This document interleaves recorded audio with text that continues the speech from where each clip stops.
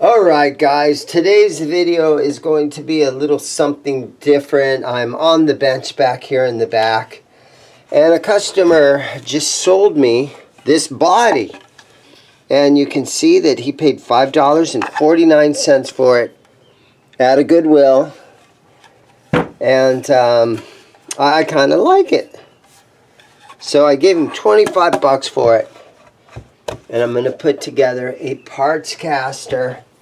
And now this is a old crate neck that came out of that storage locker that I bought about, maybe it's been like 6 months ago now. But if I kind of look down the neck like this, it looks pretty straight, and I think I can just kind of clean this up. And I think I can just sand off the logo and everything. And it's going to be kind of a nice little match. You know, the bottom, the heel of the neck, I should maybe flatten this out so it fits in here better, because tellies are kind of flat across the back here, and strat necks are more rounded. So I might flatten that up a little bit. And then again, I've got tons of this kind of parts laying around. I can put one of these on here. It's got dual humbuckers, so I can, there's no pick guard, which is kind of cool. And I think I can put one of these. It looks like these holes are drilled for that already. And then I'll put a stop bar in here somehow. And it is a center block all the way through, so it's got plenty of wood that I can drill down into. So let's put together a parts guitar.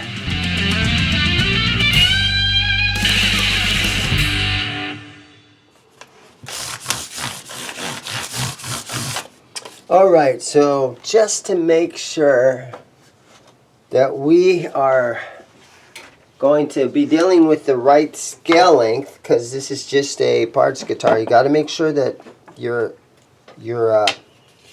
putting together something which is going to be the right scale length. So it looks like to the 12th fret we have just over, with my yardstick, 12 and 5/8.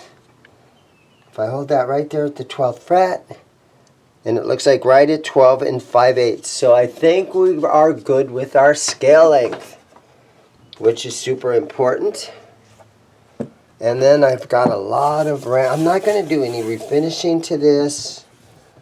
I'm just going to make a nice player, but I am going to take these tuners off.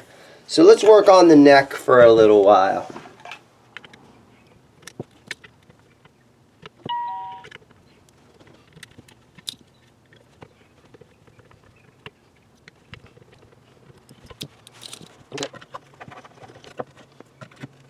And I've gotten a lot of random, parts lately. So something fun to do. I restring a lot of guitars. I have to work on a lot of stuff that you have to be super careful not to scratch and all that kind of stuff. And sometimes it's fun to just do something for myself and not have a customer, you know, that you have to deal with, and just, you know, doing something for yourself. It's always kind of fun. Alright, I might just throw them old tuners away right there, and these old pieces. I'll definitely keep the screws though. Okay, so I want to sand off that crate logo here. Let's see what happens here.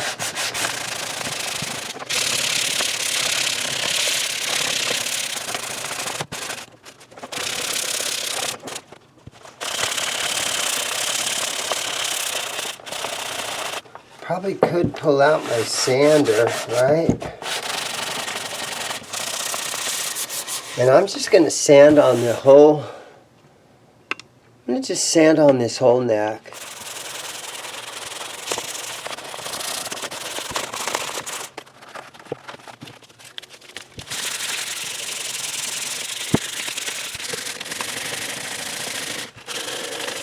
Beautiful Arizona December Mid-70s, December in Arizona.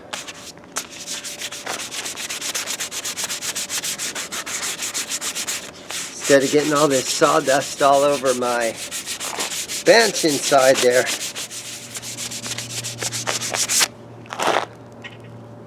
It's getting better. But yeah, I'm just going to go crazy with the sandpaper here. Kind of a cool headstock. It's not like recognizable where somebody would say, oh yeah, that's off of this or off of Charvel or off of a Kramer. It's just sort of a unique headstock shape.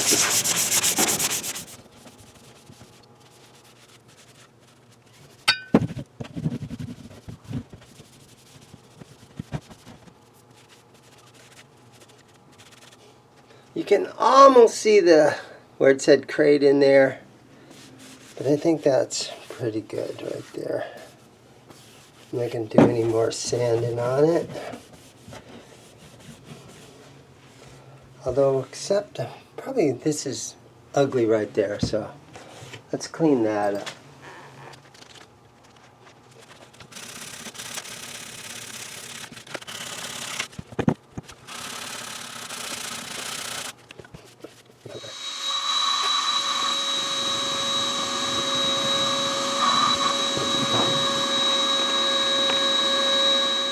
Alright, so let's do this. Let's put my truss rod tool in here and test on this a little bit.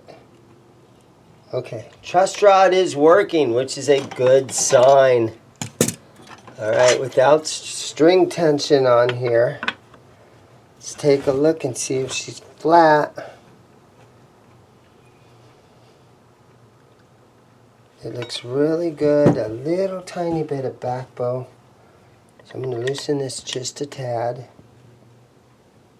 There we go. Without string tension, I know that's important. Okay. That looks nice and flat.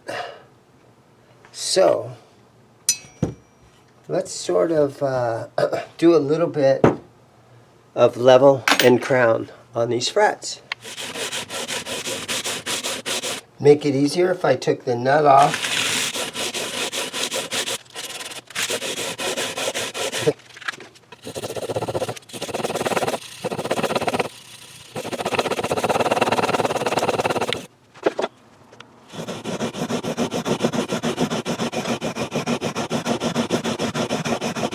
It feels nice and smooth.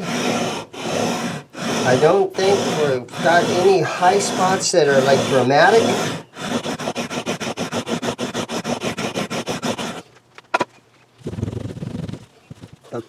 So I think it's looking pretty good. I don't see too much, like the guitar wasn't played very much, so I don't see too much fret damage. So I think we're off to a good start here. Let me get my StewMac fret file out. And so this one, let's take a look at this. Medium narrow. Okay. I'm going to use this one, StewMac medium narrow fret file. I believe the top and the bottom are pretty close to being the same. So I'm going to go with this bottom side.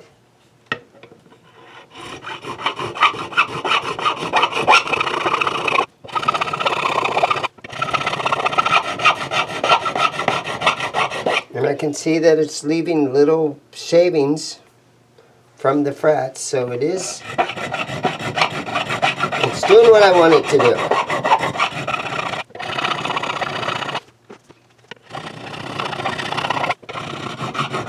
And guys, if you're a beginner, get yourself a guitar that you get a Partscaster, get a bunch of cheap parts rounded up, and make the most of what you got laying around. Make the most of what you got laying around.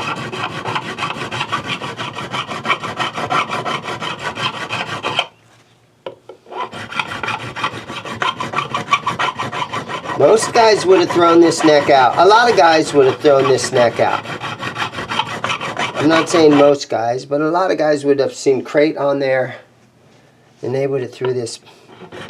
They would have threw these parts away.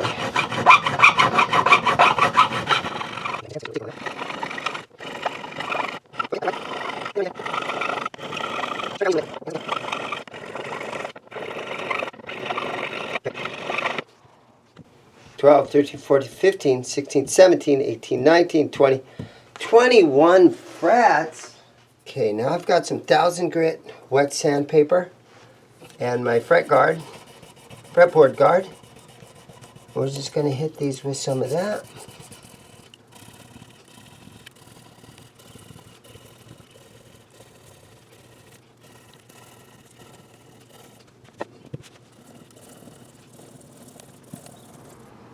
Get up here, we got to use our narrow one.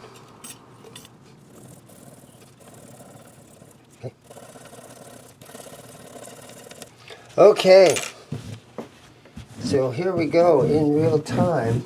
Let me show you up close kind of what they're looking like now.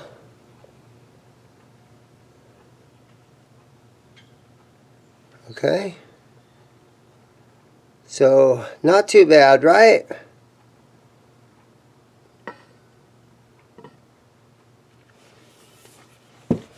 All right, let's do the old F1 oil on there.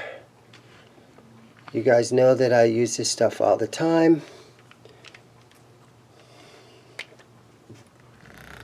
Oh, it's running out. Oh, it's almost empty. That's okay, because one of you great guys sent me a fresh bottle of it. All right, so let's, with this F1 oil, I use a little napkin. We're just going to spread this on.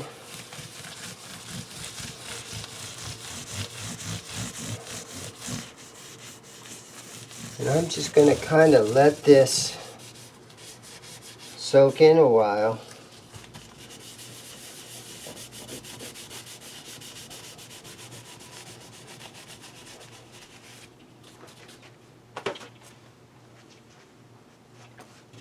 So yeah, let that soak in a while. It's not going to stay that shiny. Okay. Then I'm going to take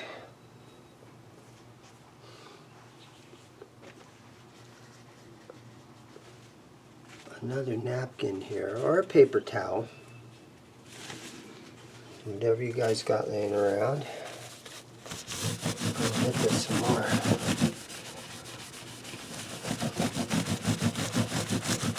So this neck has a real sort of open pore wood about it. I don't know if it's rosewood or what exactly they used.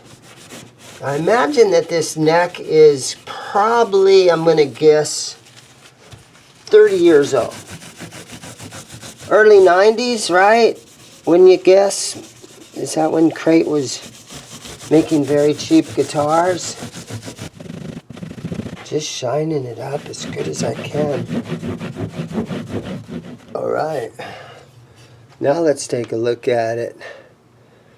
Yeah, this fingerboard that they used is sort of an open pore type of fingerboard where they didn't use a lot of grain filler or anything like that. But it's nice and flat. Just looking down it like this, it looks nice and flat. And so I think this is going to be good. The only other thing that I want to do is I want to file the heel so it's a little flatter and fits in the pocket a little better. What can I use? Let me think. Okay, I got super lucky there. I didn't have to drill those out. The screws went right down into the neck. Usually you got to mess with that a while and do a lot of this and that to get it in there, but that turned out good. Super easy. Okay, so I'm working on some electronics, and I've got these old chromed humbuckers that came out of an Epiphone, And I think that might be a good choice, so I'm going to work on this for a while. There's no pick guard on this thing, so I'm going to direct mount those things. And so let's see now. Then I'm going to stick the bridge down in here, but you need to have that ground wire going through there. So I got to get that thing to kind of, there you go. So when you put the studs down in there, it'll ground it out, so you won't have any weird things going on. And so then I've also been working on this. So these are used parts that are laying around. And so I'm not trying to put any money into this thing because I have so much stuff laying around. I try to use what I have. And sometimes it's kind of messed up because you'll get an old part that doesn't work properly. And then you got to change it out. But 9 times out of 10 you get lucky and something goes right in. 5-way switch should be a 3-way switch. Once in a while you get lucky and the older parts will work fine.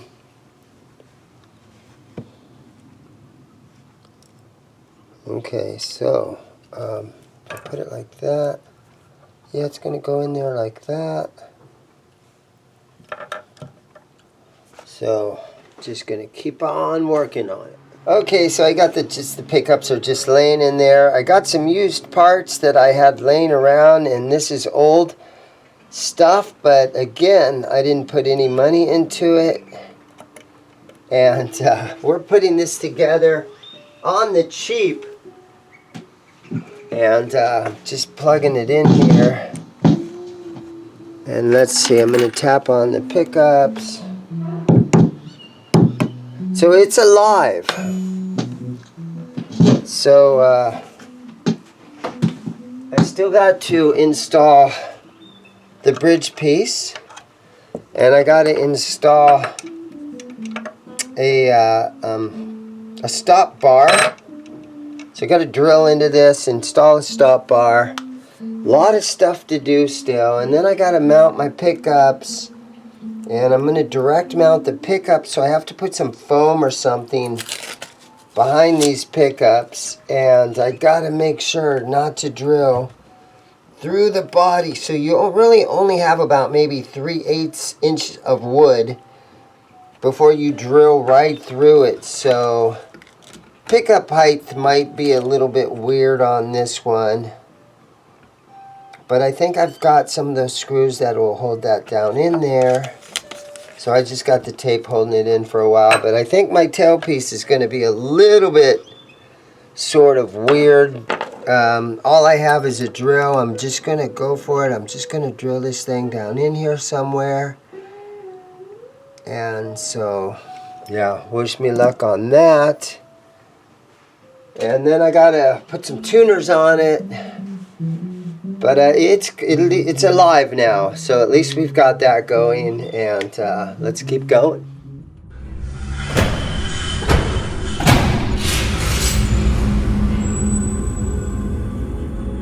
Okay, this case says Lizzie Borden. Mike Davis is the guy. This has a bass guitar in it, and so a very strange brand here. I don't know if this guitar actually honestly belonged to Mike Davis of Lizzie Borden. He was also in Dramarama, but this one, I need your guys' help on this one. I have never heard of this brand. I've never seen anything. I can't find any information at all about this bass guitar or this brand, but it's a cool bass. So Mike Davis that was in Lizzie Borden, he was also in Dramarama. So not to be confused with the Michael Davis that was in MC5. Mike Davis, Lizzie Borden, again. He was a part of Dramarama. I've got this guitar. I need you guys to help me. Tell me what this thing is, where it came from. Get a hold of Mike. Let him know I got this thing. Tell him to watch this video. Help me out, guys, okay? But this is in our guitar vault.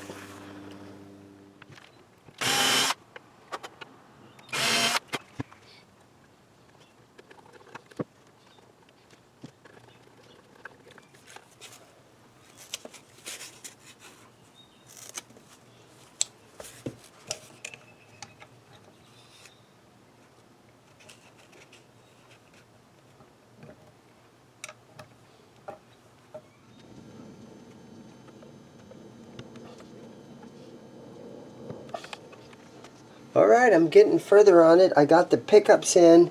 They're setting way too low. Now here's I saved the hard piece for the very end. I have to install this tail piece. I have to drill it down in there. Wish me luck on this one.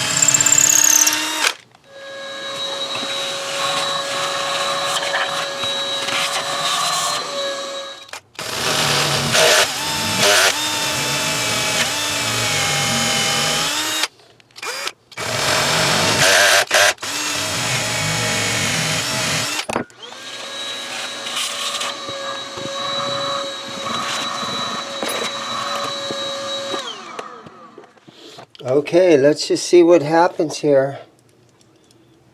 Just gonna pound these babies down in there. See if they go down in there far enough.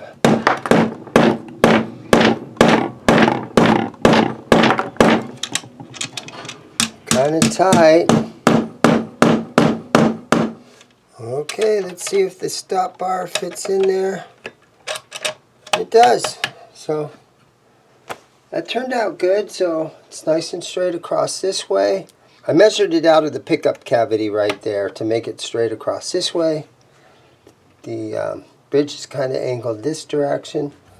So now it's just time to throw some tuners on it. So let me dig through and see what I got for tuners. Okay, I've got an older set of Fender tuners here in a hip shot case. We're not using the hip shots anymore. They've got installed into a guitar. And these are what's left over. So again, using the old parts, but these are good quality Fender tuners. I like them. It's almost a shame that they say Fender on there, because you know, this is not a Fender, but that's what we're going to use today. Okay, drilled a bunch of holes, putting these Fender tuners in. Didn't fill the old holes, probably could have. You can still see them. Tried to get these things as straight as I can, but they look pretty good. Now I gotta get in here and snug them down, and then we got to find a couple of string trees.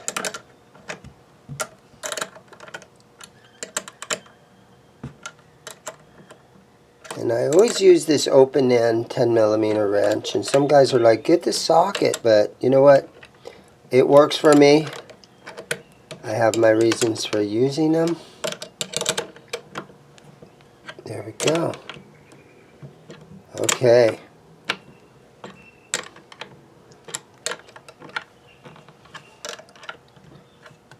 Yep. Nice. They're on there. Alright, so I'm trying to put longer screws in here so I can raise this pickup a little bit. So I'm working on that right now. The bridge pickup just set way too low. So I think I'm going to try to put some of these little rubber tubing kind of pickup washers under here. So let me see if I can figure out how to get the pickup height of this pickup down in there better. Yeah, so I'm trying to get the pickup height up a little bit higher. So I took some longer screws. This was the screw that I had in there. So I've got a couple of longer ones, and I got a spring on there and some of that medical tubing on there, and I'm hoping that the medical tubing will just kind of hold the springs into place while I shove it down in here and try to readjust that so that we have higher pickup height right there, because it was setting way too low. And I think that this might work. And again, this is my effort where I'm just putting a guitar together with all the random parts that I've had laying around. Now I gotta be careful not to run these screws so deep that they come through the back.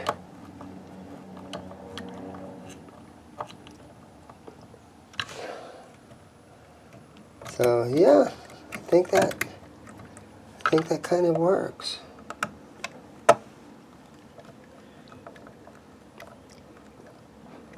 And maybe here, before I throw strings on it, maybe I'll do the front pickup too, if I can find more of those screws. That's way better.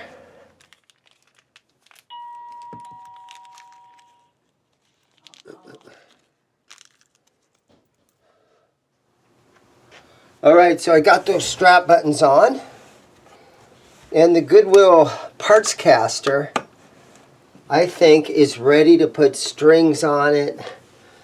The tailpiece went in good. Pickup height is better. Got one string tree that I found.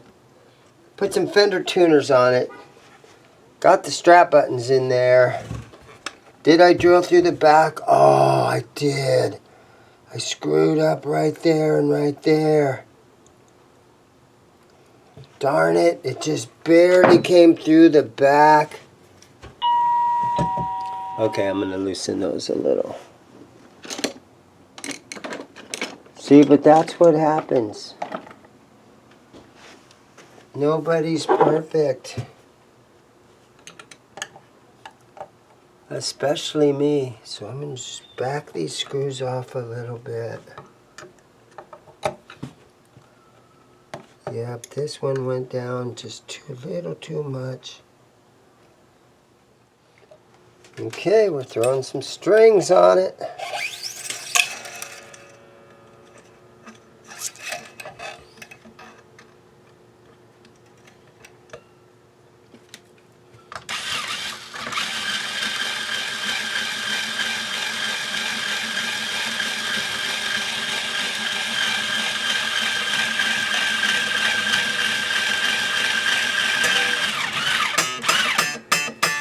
One thing that I could have done on this thing is, before I put these tuners on, I have some of this.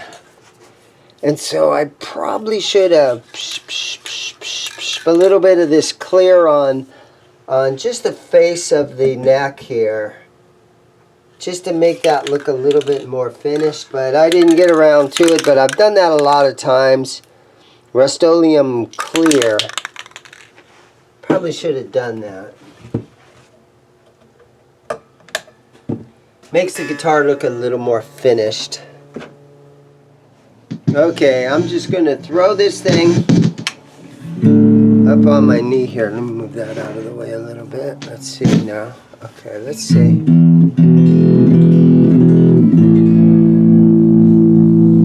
So it seems to be working. Here's our bridge position.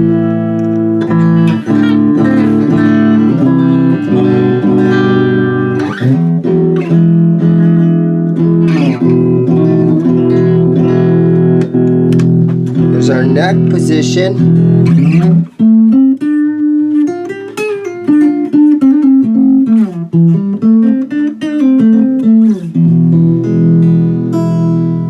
I think it turned out good, guys. It is. That's a little bit loose right there, but all used parts on this thing. I ended up only having one string tree, but it still works. The back of the neck is sanded. I didn't do anything to the back of the neck but sand on it. The neck bolted right in. I had to move the saddles back almost as far as they would go on a couple of these to get it to intonate. There's different reasons why guitar bodies end up at the Goodwill. The guy that sold it to me, I gave him 25 bucks for it. Again, you guys saw the sticker where he paid $5.99 for it. But it is all together. It's used parts that I had laying around. So I am in this thing at 25 bucks plus the pack of strings. It plays good. I kind of like it.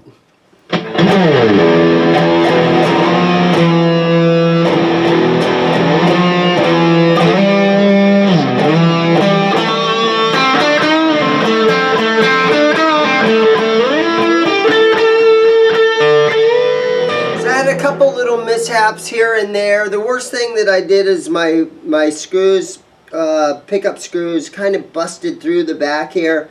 3 of them. I backed them off. You don't feel it anymore, but you can see a little tiny mess up right there. But that's how we learn how to do stuff. We got to mess up a few things.